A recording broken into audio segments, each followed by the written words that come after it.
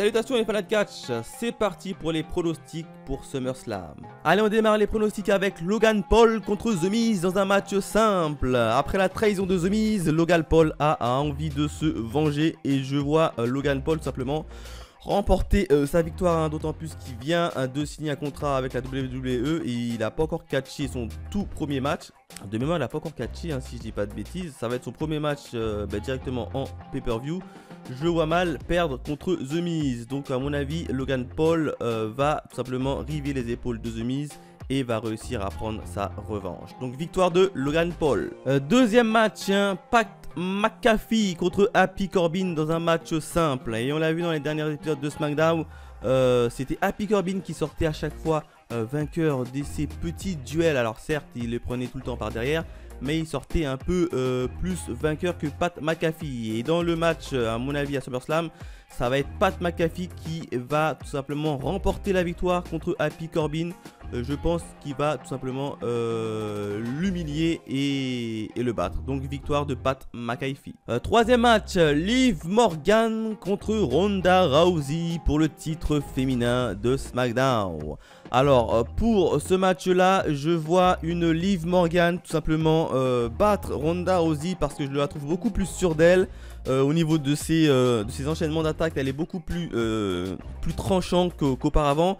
Et Ronda Rousey, je la sens, je sais pas, un peu plus fébrile que d'habitude. Donc je pense que Liv Morgan va battre tout simplement Ronda Rousey. Autre match, Bobby Lashley contre Theory pour le match, pour la ceinture des États-Unis. Alors là, match assez simple également à pronostiquer. Je ne vois pas un Bobby Lashley perdre contre un Theory. D'autant plus que Theory, tu le vois, il est souvent en bis-bis avec les Brock Lesnar et les Usos. Que avec Bobby Lashley. Son match contre Bobby Lashley n'a absolument pas été bien construit pour moi. Pour moi, il était inexistant. Donc, je vois un Bobby Lashley tout simplement battre un Theory. Et Theory qui va aller directement se dépêcher pour aller essayer d'embêter Roman Reigns et Brock Lesnar avec sa petite valise. Donc, pour moi, c'est victoire de Bobby Lashley. Autre match, les Usos contre les Street Profits pour le titre par équipe. Avec un arbitre spécial qui est Jeff Jarrett. Donc à mon avis, pour moi ici ça va être assez compliqué à pronostiquer, puisque d'un côté tu as quand même les Usos qui gagnent tout, qui battent tout le monde, qui sont hyper puissants, hyper forts, et de l'autre tu as quand même la seule équipe qui est capable de tenir tête à Usos, ce sont les Street Profits.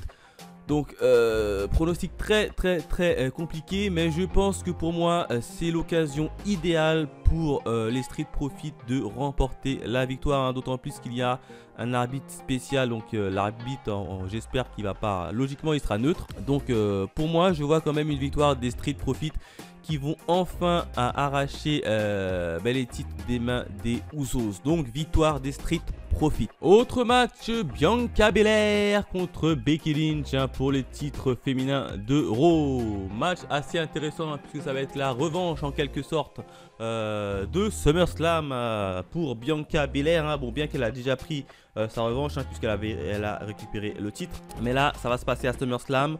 Ça va être un beau match. D'un côté on a quand même Bianca Belair sûre d'elle, assez athlétique, et de l'autre on a une Becky Lynch qui est capable de gruger et a tout pour récupérer son titre.